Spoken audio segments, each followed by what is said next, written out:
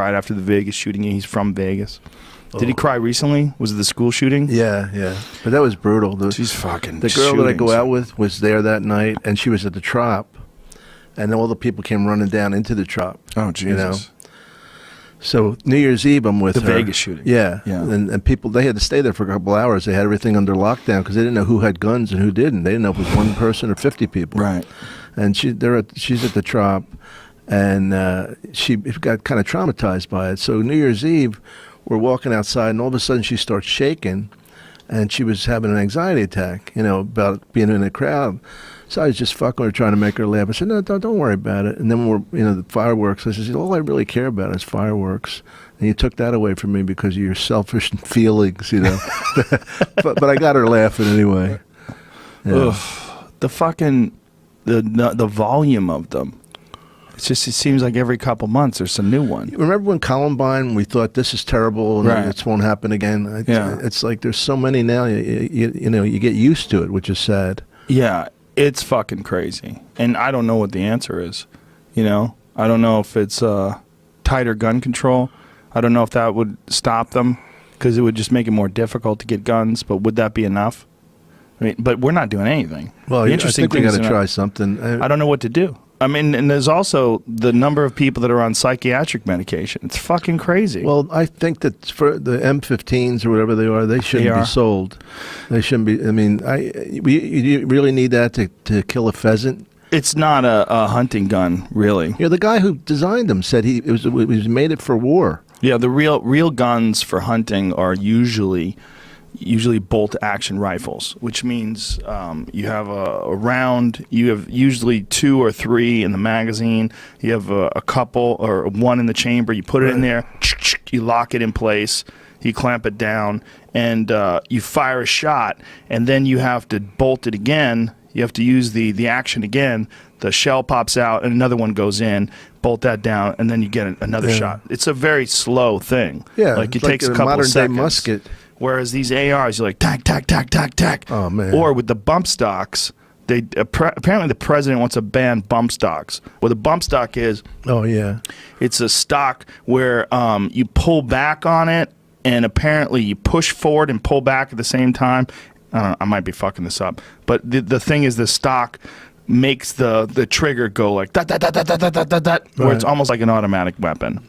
And Trump just decided to ban those, and there's a lot of people that are up in arms about him banning those.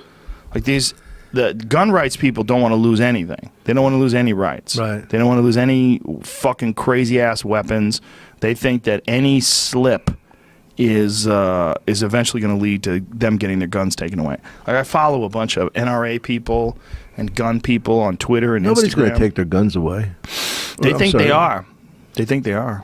I mean, I agree with you. I don't think that's ever going to come to that. But the idea that tighter regulation is bad, I don't think that's true. I think first of all, you should have to go through some sort of examination. If you can go through you can't drive a fucking car unless you prove that you know how to operate a car. Like someone has to be there with you that's an expert, who's a driving expert who watches you. They watch, make sure you know what to do.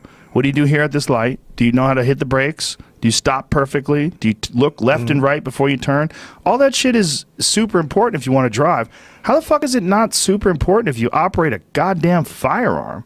I know. I don't understand. Like the kid who bought I think the kid who did the latest shooting in Florida. Mm-hmm. I think it was, if I'm putting two stories together, I don't know, but apparently he was underage and had fake ID and still was able to buy it. I don't know. I didn't read that story. Maybe, I avoided the story. I saw the kid's face and I saw it's fucking insane. And then you hear all the stories about kids that were saying that they knew that this kid was going to be a school shooter anyway. Wow. They were saying in the past that, and then one of the things he wrote it on Facebook or something, that he wants to be a professional school shooter. Wow. And then 2 years later, and he got visited by the FBI. The FBI actually checked this fucking kid out, talked to him about it, and decided he wasn't a threat. How do you decide someone's a threat or not a threat? Well, if you're talking to them, they're a threat. I mean, the FBI can't talk to everybody, but I would be suspicious of anyone that it took that much energy to go find. How did they find him? Why would they even question him? Yeah, I think people were saying that he's a fucking psychopath. Yeah. It hurts. It's just sad. It's just fucking sad that anyone could do that. It's sad that anyone would be hurting and so fucked up that you could take a child. Imagine you have a kid, right? You got a little Dom Herrera, little tiny baby, and he's just a cute little fella, little tiny baby. They don't know anything. They With a giggle when you mustache. tickle them, and then from there, one day, that becomes a school shooter. And Oh, my God. That's what people have to take into consideration. Yeah. This boy, this 19-year-old boy who did that, was a baby at one point in time. He's a Yeah. failed process, a failed